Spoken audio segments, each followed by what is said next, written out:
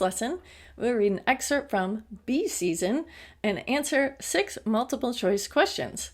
And if you would like to have this reading to read along and the questions to answer on your own, you can simply go to the bottom of my page here, and when you look at the lesson and then you scroll down on the lesson description, you will find the free printable there.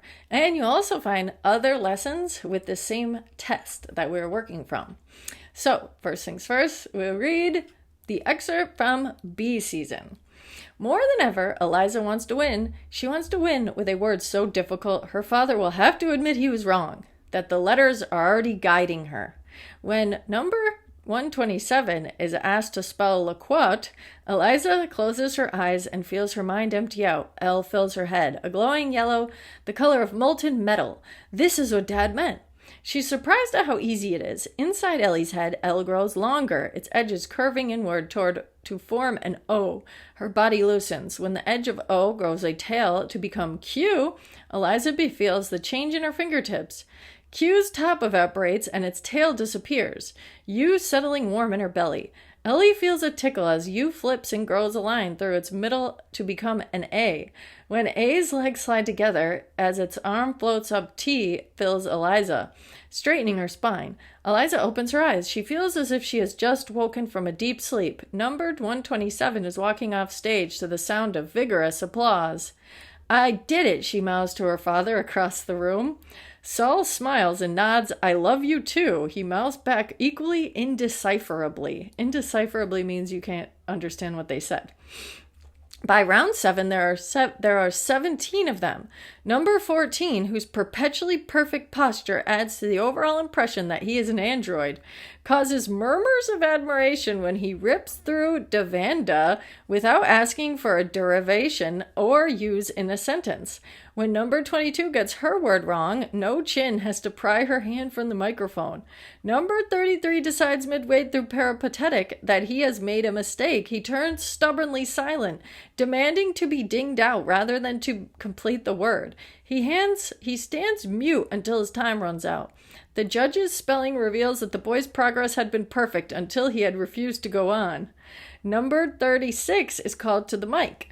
Rachel almost trips on her way to the front of the stage, removes her microphone from its stand, and holds it to her mouth like a lounge singer. The Independence Ballroom suddenly seethes with the sound of her nervous breathing. Number 36, your word is Gregarian. Now, this, obviously, when we want to see what the setting of this story is, it's in a spelling bee. Because obviously, our title is B season. So this is a story about a girl who is in a spelling bee. Now, it's an excerpt. So technically, we don't know what her father said to her, that she's here thinking her father will have to admit he was wrong. We don't know what her dad said. So the story's picking up in the middle, which we've already talked about can be very annoying when you're taking a test, because you do want to know the end of a story, or at least the beginning, to have it make sense. But in this case, we don't have it. So we're picking up with this girl, and she's literally in the spelling bee now competing. And something interesting I think about the story, when number 27 is being asked to spell loquat. So our narrator here is referring to the competitors by the number. So you see this number 127, that would be a student also competing. And then we have, now there are 17 of them. So there's 17 competitors left in the spelling bee. We also have her here, which is like, you could say this is how she thinks when she's thinking of how to spell a word. She kind of has these pictures of the letters in her mind, which is a unique way to think about things, I guess. All right, now we'll keep going. Having been informed that a Gregarian is a parasitic protozoan taken from the Latin, Rachel has no choice but to start spelling. She pounds her palm against her forehead after each letter, as if trying to knock the next one loose. Because she is holding the microphone so close to her face, each moment of contact sounds like a heavy blow. I pound, N pound, E pound, Gregarian. Eliza finds herself bracing for the next blow, but none comes. The judge is correct, sends Rachel leaping back to her seat to resume picking at her placard, which is now noticeably smaller than the others. A placard is just something that says your name.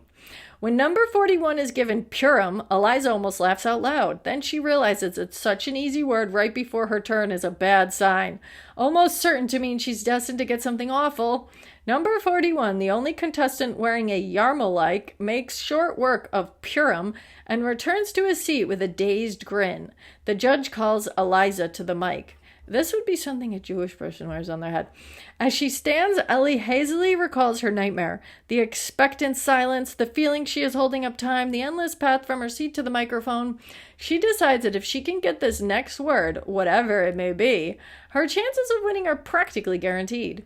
From the moment she rises from her chair, she locks eyes with Saul, whose gaze practically steers her to the microphone. Number 59. Your word is Duvetin. Duvetin? Eliza's heart lurches into her throat. In her mind's eyes, she sees nothing. That is correct, Duvetin. Saul is staring so hard it feels like he's directly in front of her instead of halfway across the room. She wants to ask him to leave, to just get on the plane and fly back home. What does it mean? The judge's voice is irritatingly friendly. Duvetin is a soft, short nap fabric with a twill weave made of wool, cotton, rayon, or silk. Eliza whispers the word, feels the way it shapes her tongue and lips. From these moments, she tries to chart the word's path through time and place. Where has it traveled? Where was it born? What is the derivation, please? The judge's voice is ever neutral, revealing nothing. Duvetin comes to us from the French. So derivation means like where the word originated from, whether it's Latin, French, German. Eliza wants to see herself through the judge's eyes. Does he have favorites? Is she one of them? Or are they interchangeable? One long blur of nervous hands and voices. Her placard suddenly reminds her of the stickers affixed to new underwear, inspected by 59. She's got to focus. There isn't much time. She turns to Duvetin, pushes everything else aside. I know it starts with D. Duvetin. At first, it is a struggle to empty her mind, which keeps conjuring up fresh images. Her father's face, a conveyor belt laden with tagged children, but eventually all is black and blank. D, D, D, D, D, D, D. Eliza thinks until D, proud and foreboding, appears in her mind's eye. Then its top disappears. The letters are showing her the way. D, U, Duvetin. She speeds to the next letters, which are obvious. V, E, T, and now she's got the word in her head. Letters rearranging themselves into something that looks right, something French. I, N, E. Duvetin. It feels good. Time moves so slowly, the silence lasts so long, Eliza is sure it means she is correct. Her heart begins to pound faster. Walter Cronkite and the loving cup are practically hers. Ding. Now this would be the end. And we do know here that she has spelled her word wrong. But it leaves on this cliffhanger that she doesn't know she spelled it wrong, but we, the reader, know she spelled it wrong. So whenever you have a situation where we, the reader, know something that the characters do not, we could actually say this is irony, because it ends with the reader knowing she spelled her word wrong, but Eliza does not know. Now you can take as much time as you need to answer our questions here on the following page, and you'll have 15 through 21 for this assessment. Okay, our first one was about our paragraph 2 and what it most revealed about Eliza.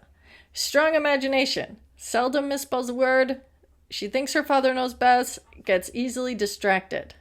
Now, this one is actually a little confusing, I thought, because paragraph 2 is when she's like picturing the words in her mind. So technically, this isn't her word. So we wouldn't say, because something like she gets easily distracted, right? That one could make a lot of sense. But she's allowed to be distracted because it's not her turn. So she's kind of just waiting for her word, right? So technically, I don't know if we would say it may show she gets easily distracted, but the better answer for this, it most definitely shows that she has a strong imagination. If she can picture all these designs for the letter in her mind, because it most definitely doesn't say anything about her seldomly misspelling a word. Seldom would mean you rarely do something. So This paragraph has nothing to do with whether or not she's right often or right seldomly. We don't know. And also, regarding her dad, it doesn't say anything about her dad, but it says before, her father will have to admit that he was wrong. So therefore, we know from paragraph 1, she doesn't think her father knows best. So for this, it has to be A. So number 15 is A. She has a strong imagination. In paragraph 12, how does the description of the nightmare mainly affect the tone of the story? So remember, tone is the emotion of the author, okay? So if we look back at paragraph 12, this is where she's talking about her nightmare, where when she gets to the front, she can't remember anything, okay? She decides, holding up time, the endless fast, she decides that if she can get this next word, whatever it may be, her chances of winning are practically guaranteed. From the moment she rises from her chair, she locks eyes with Saul, whose gaze practically steers her. So she's talking about how she's reminded of her nightmare, but then as she's walking up to the microphone, she feels as though her chances of winning are practically guaranteed. So now the tone, it suggests Eliza doubts she will win the bee. It suggests the bee seems unreal to Eliza. It suggests Eliza is unwilling to compete in the bee. It suggests that the bee is stressful. So for this one, we could say, okay, it can't be A when it says Eliza doubts she will win the bee, because here she's saying her chances of winning were practically guaranteed if she can get the next word. So that wouldn't be, it can't be A. It suggests the bee seems unreal. That, I mean, she's there, she's looking at her dad, she's walking up to the microphone, so B seems kind of, it suggests she is unwilling to compete. It definitely cannot be C because she's there competing. It suggests that the B is stressful. Now, for this one, it's definitely D. And you could really think about it. If you're having nightmares about something, that's literally your brain's way of telling you that you're nervous about it. So because of her nightmare, we can automatically assume that this is certainly stressful for her, that this whole preparation, her father being there, the competition is stressful for Eliza. So we could have a tone of stressfulness. Next one, which quotation best expresses a central idea of the story? Now, the central idea of the story, we don't know, the test isn't telling us that. So we kind of have to think on our own, what do we think the central idea of the story is? Let's look at our answer choices. She wants to win with a word so difficult her father will have to admit that he was wrong, that the letters are already guiding her. Eliza finds herself bracing for the next blow, but none comes. The judge's voice is ever neutral, revealing nothing. Eliza wants to see herself through the judge's eyes. This one, normally I don't want to say that the longest one is usually the right one for central idea. But if your central idea is the message, right? And if we say she wants to win. Now, a central idea, if you're reading any kind of text about someone who's in a competition, they obviously want to win. I mean, think about yourself. Have you ever been a part of a competition and was like, well, I don't know if I really want to win. I mean, obviously she wants to win, right? So you could really say the central idea of this story is competitions. We could even say, we could be as specific to say spelling bees. We could say academic competitions can be very stressful environments for young people. That's a central idea of this text. Because if you're thinking, who's our character? A girl, and her conflict is she's trying to win a spelling bee.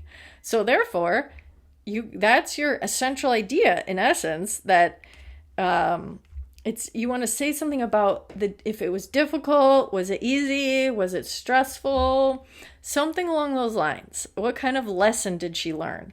We actually don't know what lesson she learned technically because it cut off before the ending when she lost, right? So if we have here, it has to be A, because it's the only one that really talks about she wants to win. And then you have the situation with her father, which we don't know what her situation is with her father. It definitely seems like they have some kind of strained relationship, though, because she's referring to him as Saul, which is his first name, and it's kind of, it would be, you wanted to take note if you have a character, a young person, and they refer to their parents by their first name and not mom or dad, that could kind of mean that something might be kind of strange there. So for this one, it's got to be A. It is the longest one, but it's the one that talks about how she wants to win. And seeing as how this is a text about a girl in a spelling bee trying desperately to win, we have to say that's probably our central idea. Something about wanting to win when you're in a competition. So our next one, 18, the ideas in paragraphs 22 and 26 mostly contribute to the reader's understanding of Eliza by revealing. 22, Eliza wants to see herself through the judge's eyes. Does he have favorites? Is she one of them? All right, and then 26, at first it is a struggle to empty her mind, which keeps conjuring up fresh images. Conjuring just means to like make something appear. Usually it's a word that has to do with magic. Like if you were a conjurer, you would be like an old-timey way to say you're a magician, right? So here she can't see, none of the letters are coming up in her mind because she's not familiar with this word at all, you could say. It's a French word. I don't really think that's fair. But anyways, so for this one, we could say, obviously she's not going to understand the judges. Well, because here she's asking if the judge has favorites. But in paragraph 26, she doesn't think anything about the judge. So only 22 is about the judge. So therefore, this one, I'm not sure. Because then her concern about impressing her father, she doesn't really say anything about that. Well, in 26, but no mention of her father in 22. So we want something that's for both of these paragraphs. So this is only paragraph 22 talking about the judge. This is only paragraph 26 talking about her dad. Her difficulty with spelling the assigned word. I mean, she's certainly having some difficulty here, but here she's thinking about the judges. So for this one, the issue here is her difficulty spelling the word because she cannot spell it. So for 18, we would want to pick D because A only talks about that in 22. C only talks about this in 26.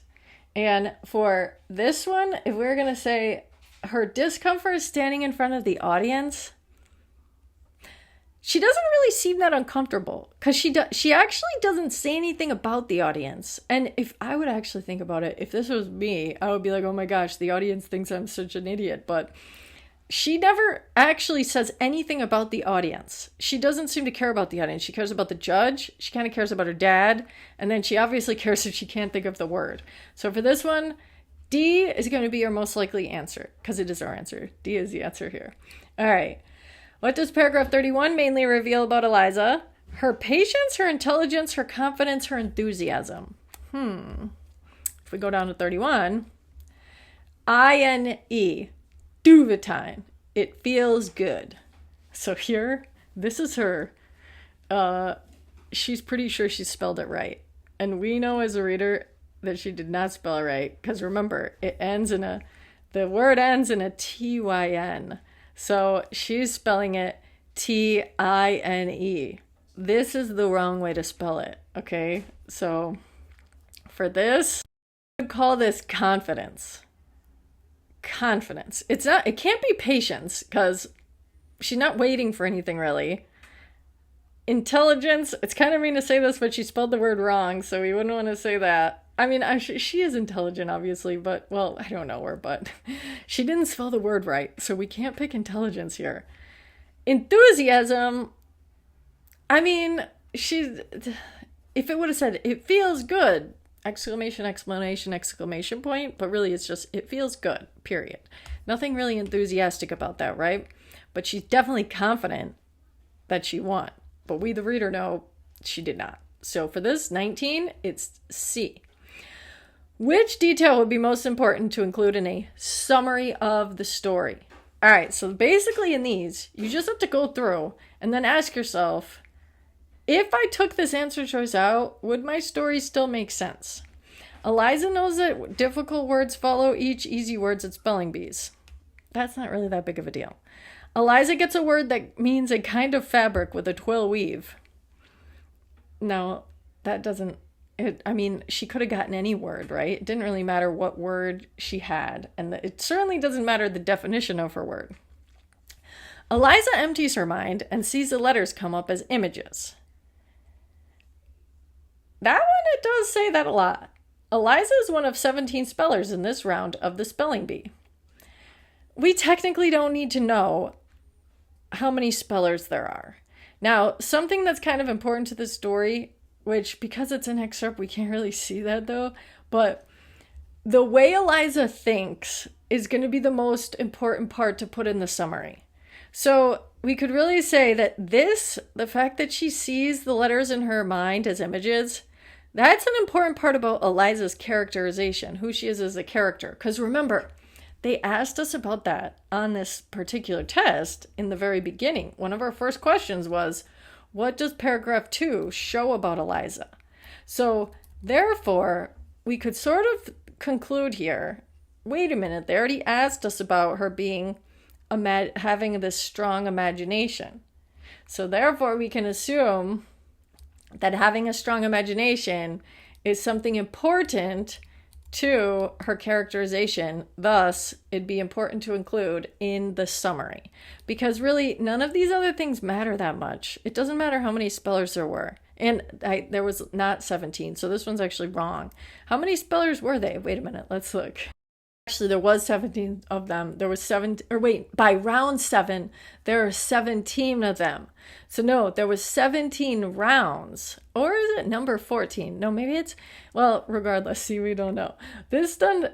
How many people were in the spelling bee doesn't matter. It could have been 12 people, it could have been 10 people, it could have been 100 people, right? We want the one that's about Eliza. So this answer choice C, Eliza empties her mind and sees the letters come up as images. That's important to include in the summary because that's an actual fact about Eliza's characterization and how she thinks. So for this one, 20 is C. And our last one, how does a point of view most influence the tone of the story? The descriptions of the contestants competing build suspense. The references to unusual words add humor. Eliza's distant observations of her father develop conflict. Eliza's interior monologue creates a sense of strangeness. All right, so for this one, we do not know what her conflict with her father is. So because this is an excerpt, a short piece, this is like a novel. B season is a whole novel. So we're not going to know what this conflict is within less than 3 pages. So it can't be C, okay? The references to the unusual words add humor. I almost think it adds stress, because if I was doing a spelling bee and then somebody was giving me this ridiculously hard words, I would be stressed. The words, we wouldn't really say the unusual words added humor, because people know spelling bees are usually filled with unusual words that are hard to spell. So it can't be B, and it can't be C. Eliza's interior monologue creates a sense of strangeness. It was a little strange when she was talking about how she thought about the letters. But overall, it has to be A.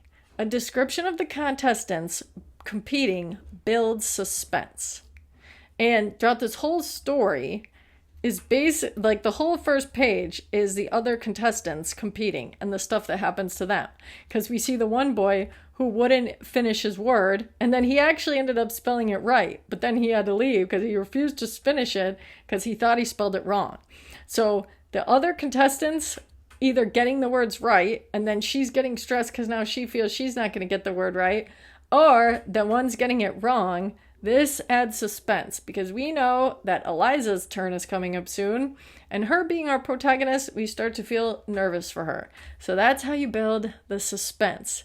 Something is happening to each of the contestants. Either they're almost tripping, they're not getting it right, they're not getting their word right, they're making noises on the microphone. This is all creating awkwardness and suspense for when Eliza's turn comes. So those would be the answers. So for this one, 21 is A. Those would be our multiple choice test answers for B season. And again, you can find more lessons like this in my playlist for middle schoolers. And of course, the resources attached as a link in the video descriptions. If you enjoyed these lessons, please like and subscribe, and you can leave a comment for other grade levels or genres of stories you would like to see me analyze.